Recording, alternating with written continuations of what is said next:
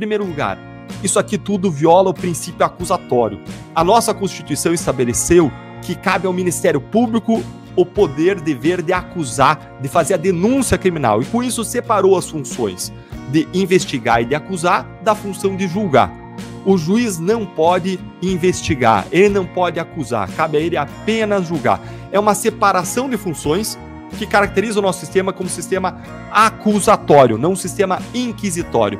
E em decorrência disso, tem uma previsão expressa na lei que impede o juiz de ter iniciativa probatória. Isso é muito relevante, eu vou botar na tela para você ver, porque isso é muito relevante, isso mostra o tamanho do absurdo que está acontecendo aí. Olha lá comigo, eu estou abrindo aqui para vocês o Código Penal, artigo 3º-A, tá aí desde 2019, desde que o projeto anticrime foi aprovado, tá? O processo penal terá estrutura acusatória, o que expressou uma coisa que já estava prevista na Constituição, segundo todo mundo entendia, todos os grandes autores já entendiam assim, e aí coloca expressamente, vedada a iniciativa do juiz na fase de investigação ou a substituição da atuação probatória do órgão de acusação. O que o ministro estava fazendo quando ele pede para inserir posts no relatório? Fazendo uma atuação probatória, produzindo prova. O que ele faz quando ele pede para produzirem um relatório num determinado sentido? Estava tendo uma iniciativa probatória. Isso aqui é manifestamente contra a lei. Não sou eu dizendo, é lei dizendo aqui. Tá na cara aqui de vocês, aqui tá aqui expresso para quem que tiver olhos ver. É absurdo, é errado. Mas não é só essa regra que é violada. São violadas outras regras que tratam da garantia de imparcialidade, especificamente regras que prevêem impedimento e suspeição do juiz. O que é o impedimento do juiz? Quando o juiz, evidentemente, tem a relação com o caso concreto, ele não pode julgar aquele caso. Se ele é a vítima do caso, ele não pode julgar o caso. Se ele é uma pessoa que atuou como parte, uma testemunha do caso, ele não pode atuar como julgador daquele caso. Se ele praticou uma violação que vai ser julgada, ele não pode ser o julgador daquele caso. Nesses casos, o juiz está impedido. Em alguns outros casos em que o juiz tem interesse, ele é suspeito. A suspeição é um pouco menos do que o impedimento. E o que regula a suspeição e impedimento do juiz? Vejam aqui, ainda no Código de Processo Penal, que a Lei Processual Penal vai admitir interpretação extensiva e aplicação analógica, bem como suplemento dos princípios gerais do direito. Em razão desse artigo aqui do Código de Processo Penal, todo mundo entende que as regras do Código de Processo Civil se aplicam ao processo penal sempre que não tiver uma previsão expressa no processo penal. Então, o processo penal aqui, o próprio Código de Processo Penal, ele vai regular o impedimento dos juízes. Traz aqui incompatibilidade e impedimento, mas não fala em quais casos que o juiz está impedido. De onde que toda a doutrina, todos os autores tiram as causas de impedimento e de suspeição, vão tirar do processo civil. Eu já deixei aqui separado para vocês entenderem. Olha aqui no processo civil, no nosso Código de Processo Civil, as causas de impedimento, lá no artigo 144. Existe impedimento do juiz, sendo-lhe vedado, proibido exercer suas funções no processo, quando ele interveio no processo como mandatário da parte. Nesse caso, o juiz Alexandre de Moraes está atuando como se fosse parte mesmo, dizendo o que tem que ser pedido, como tem que ser pedido, para ele decidir, está levantando a bola para ele chutar. Ainda, quando ele funcionou como membro do Ministério Público, aqui o ministro Alexandre de Moraes está usando essa AED, essa Assessoria Especial de Enfrentamento e Desinformação, já vou explicar isso, como se fosse o próprio Ministério Público. Ou seja, quando ele atuou como Ministério Público, como nesse caso, ele não pode decidir, não pode atuar como julgador. Também não pode atuar quando nele estiver postulando, estiver fazendo pedido, pessoas próximas a ele, como cônjuge, quanto mais quando é ele mesmo atuando como postulador, ainda que disfarçado, ainda que escondido. Pior ainda ser escondido. Pior ainda usar uma laranja para esse objetivo. Usar uma pessoa que é uma interposta pessoa, essa AED. Ainda ele fica impedido quando for parte no processo ele próprio. Ele está atuando como parte nesse processo. Ele está dizendo o que é para constar no relatório, o que ele vai fazer, o que é para constar, para que ele possa decidir do modo como ele quer. Tá na cara que o juiz está impedido. Tá na cara que o ministro Alexandre de Moraes está impedido. O impedimento é tão grave que, segundo os estudiosos do direito, quando o juiz emite uma decisão impedido, quando ele está impedido, ele emite a decisão, não é caso nem de nulidade, é caso de inexistência daquele ato.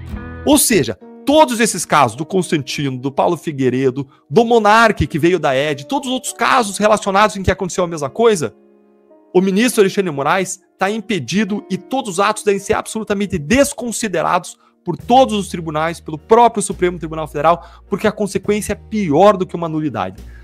E mais, olha aqui, se não fosse impedimento, seria suspeição. Olha aqui as causas de suspeição, estão lá no artigo 145 do Código de Processo Civil, que diz que existe suspeição do juiz quando ele é aconselhar uma das partes. Gente, o que ele fez com a Ed foi 10 vezes pior do que aconselhar uma das partes. Vamos e convenhamos. Ele não aconselhou, ele disse o que era para fazer, ele determinou, ele ordenou a parte, ele ordenou a Ed o que ele queria que constasse. Isso revela uma imensa quebra de imparcialidade.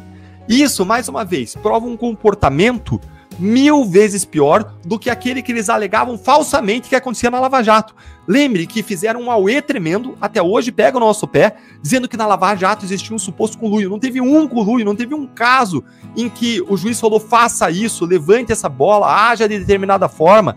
Não existia nenhum tipo de combinação. Alegavam falsamente que existia, não existia, e agora aqui não só existe, mas está provada mais do que uma combinação entre juiz e procurador. Tá provado que o juiz estava atuando como se fosse investigador, como se fosse.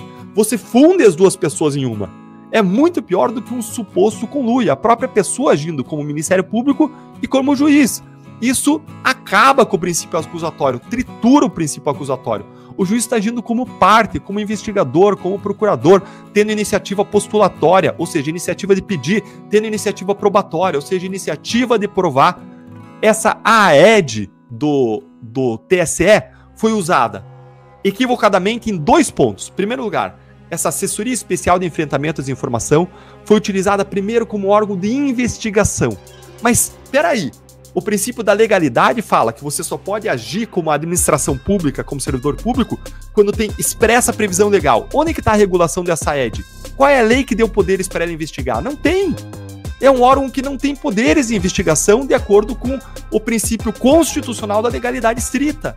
Mais ainda, como é que essa ED, ainda que tivesse poderes de investigação, poderia fazer investigação de crime se o TSE, em que ela está existente, onde ela está entranhada ali, onde ela está formulada, onde ela foi criada, como que ela vai investigar crime se o próprio TSE não tem competência criminal?